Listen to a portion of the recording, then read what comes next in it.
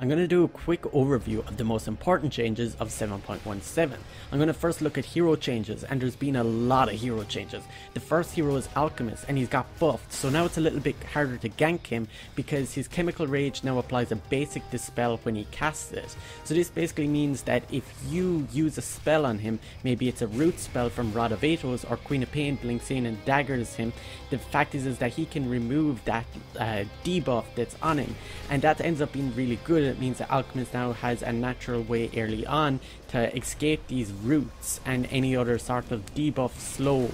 However, a hero that counters Alchemist pretty well is Ancient Apparition. However, he got a buff himself. His GPM talent at level 10 went from plus 60 to plus 90. This is really good because Ancient Apparition is a hero that relies very heavily on this passive gold, or potentially even he's a hero that gets a Midas. He's got now something closer to a Midas that's in his skill set without even having to purchase an item. This is amazing for the hero, but it'd be interesting how the fact that Alchemist now can probably dispel Cold Feet. This is an interesting interaction to understand that it exists and take advantage of it if you are an Alchemist and to debuff his Cold Feet. Another hero that got buffed is Bristleback. So now his Nasal Goo has a -2 base armor reduction. This means that he's going to do more damage in the early game, which means that he can snowball a little bit easier, but overall it's already been making an impact and his win rate has gone up about 1 or 2% across all brackets in Dota. The other hero that got buffed is Clinks. This is very controversial. Why would you buff Clinks? He seems strong enough as it is right now. Well, his base armor has been increased by 1, his strafe dodge now works against non-player units, and his strafe attack speed has been increased on the earlier levels, which it's like strafe already is like really strong and it's buffing it again and again. This means that obviously Clinks will start becoming this hero that you'll see very often, and potentially you have to start thinking about what can I pick to counter Clinks. Well, coming up now is the counter to Clinks, which is Oracle. Fortune's End is Oracle's first spell. Do you know the root spell? It's no longer disjointable, so Clinks is like it's a direct counter to it, and it makes a really interesting interaction with, say, other heroes like Puck, which if Puck uses his phase shift, you can't disjoint the projectile, so you have to time it perfectly when it hits you, that you need to be in the phase shift, in the channeling of it while the projectile hits you. The other thing is that this now means that Fortune's End is now even stronger against a hero like Lycan or Bloodseeker, because it now means that they have to get hit by this spell and they have to dispel it afterwards with their same Manta style. The other thing is Oracle has also got a buff, which is also a GPM buff similar to Ancient Apparition, but now instead of a plus 90 gold at level 15, it's gone up to plus 120. This is like a late game Midas for support, which I think is a really interesting change and makes Oracle a lot more viable. Another support that got GPM change is Crystal Maiden. Her level 15 talent went from plus 120 gold per minute to 150. I'm just like, this is a lot of gold to be giving passively to a hero, so getting your levels on Crystal Maiden will be very viable in this patch. And the thing is, her Crystal Nova, which is her first spell, has also been reduced the cooldown on 1 second at every single level. A little bit better just to use it throughout the game. Another hero that got a buff as a support is Dark Willow. Her Bramble Maze cooldown is now lower on the earlier levels, and her level 10 talent has changed from plus 20 damage to plus 30. This is pretty good. I think that she got a little bit over nerfed over the past couple of patches. This is something to bring her win rate a little bit up, maybe 1%. If you're a Disruptor player, guess what? You're not going to be very happy. Your Thunder Strike has gone from a 15-second cooldown to an 18-second cooldown on level 1. This means that your harassing lane is going to be lower, and just at 7.15 patch you had 12 seconds and now it's 18. It's like there's a big cooldown change, and it means that overall this hero might benefit more from doing a different skill build and lane, and your harass as a whole on this hero is just lower. This is very good if you're an offlaner, because I think that anyone who's playing the offlane against a Disruptor knows that how annoying the harass from Disruptor is, spamming that first spell all the time and you can't really get rid of it. One small change to Gyrocopter is actually a pretty big nerf. So on level 15 his talent has changed from plus 3 flat cannon attacks to 0.5 second homing missile stun duration. The thing is that the stun duration on the homing missile is really crappy at level 15 because you already have players on the enemy team which are going to have BKBs, and just stunning people for a little bit longer is really pointless. And the fact is that on level 15 the flak cannon extra attacks not only allow you to do more damage in the late game but allow you to farm faster too. As a whole, this is something that's really essential for Gyrocopter and makes it so much worse, the fact that now he doesn't have these extra flak cannon attacks. However, if you're an Enchantress player, you'll be really happy to know that you got two buffs, and pretty substantial buffs too. The first one is Nature's Attendant, and this is like your heal. The cooldowns went from 45 seconds to 35. This is 10-second less cooldown, and in my opinion it's so good because of the sustain it gives you in lane and make you a lot more viable as an offlaner.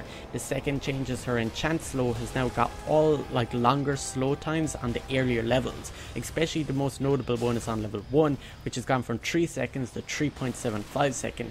This is usually a spell that you get like maybe 1 or 2 points on it early on because it's a very effective spell, and slows in the early game are incredibly strong and more powerful than say a stun is because you rely very heavily on movement speed in the early game, and this extra slow time is going to get you that extra 1 maybe 2 right clicks. Incredibly good skill to have extra slow time on.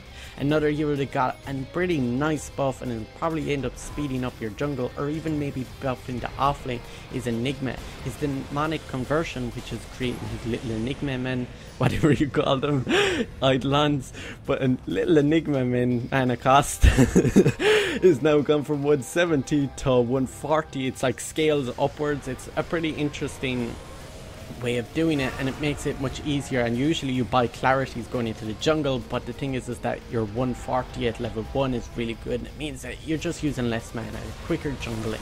The other thing is that they also have better HP regen, which is also really nice if you don't let your Enigma men die so quickly. Probably one of the most interesting changes this patch has been to Husker. They've buffed his late game level 25 talents, both of them, and it means that his late game, even though you don't necessarily want to get to there, is now stronger. It's usually of trying to finish out games early. The first talent that he has now is a Burning Spears, gives pure damage and it pierces spell immunity. This is just crazy, and it means that like magic resistance is not very good against Husker anymore, and it's like if you built a pipe earlier on, it's not going to scale into the super late game against a level 25 Husker. As well as that fact that if you even like, he's doing more damage with the spears now as well because it doesn't take in your plus, like every hero has plus 15 magic resistance. The other talent that changes from his attack range used to be 125, now it's 150. This is a talent that's really good that allows you to push up high ground attack range where you get it through a Dragon Lance or a talent or some other like item that they add in the future. The thing is that this plus 125 attack range or any attack range is going to help you push up high ground easier and finish out games easier. That's the whole point of attack range. A hero that you might see a lot picked or banned in pro games is Io. You might not see that much in your match, but the heroes has been taken down a notch. It's all nerfs this patch. So their spirit damage has been reduced at all levels, Tether's movement speed bonus has been reduced at all levels, level 10 talent from 60 damage to plus 45 damage, and the level 20 talent is moved from health regen of plus 20 to plus 15. These are all kind of bad for the hero, and maybe 2 patches ago was the Io patch, and if you're someone who maybe spammed this hero and tried to gain MMR with it, you're gonna have a much harder time of winning right now. As I mentioned earlier, Clinkz got buffed, and a hero that is kind of good against Clinkz is Keeper of the Light.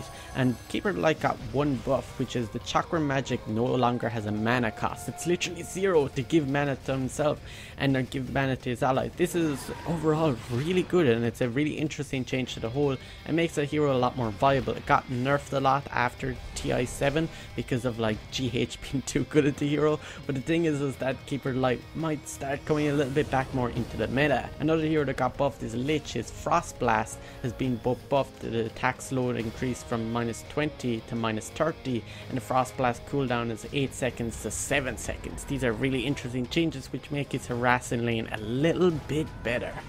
And Lich is kind of a counter to this next hero, which is Phantom Assassin. The fact that Lich can give ally heroes armor is the fact that Phantom Assassin relies quite heavily on, say, maybe doing this Deso build and doing armor reduction to get kills. However, Phantom Assassin has got buffed. Her Stifling Dagger now has more slow time on the earlier levels, and on level 20 talent has changed from double strike Stifling Dagger to triple strike. It's like Oh, it's kind of like a lot more incentivizing to pick up that skill now, especially against the heroes that have multiple instances of damage blocking them, say like Treant Protector's Living Armor or Templar Assassin's Shield. Phantom Assassin is definitely one of these heroes that's been picked a lot throughout every single patch in just the history of Dota. And the thing is that the hero that's nearly always been on top is Pudge, and he's got some interesting changes to his level 10 and level 15 talents. So one of his unpopular talents at level 10 was plus 5 armor. It's now changed to plus 30% experience gain, which is kind of good, but at the moment not many people have been picking it up. And the fact is that the plus 30 experience is kind of weird in the hero because you don't want to get really far ahead in levels, because every time you die you're going to be dead for longer. The other changes on level 15 is where his plus 75 damage has now changed to plus 12 rot slow. This plus 75 damage talent was picked up a lot, and how it's gone, which means that his dismember does less damage, but the fact is rot slow does more damage. It means that it couples way better with his other level 10 talent to do with rot damage. However, the popularity of a hero in pub games does not correlate to what's happening in the popularity in the pro scene. One of the most popular heroes both picked and banned for quite some time has been Stalker.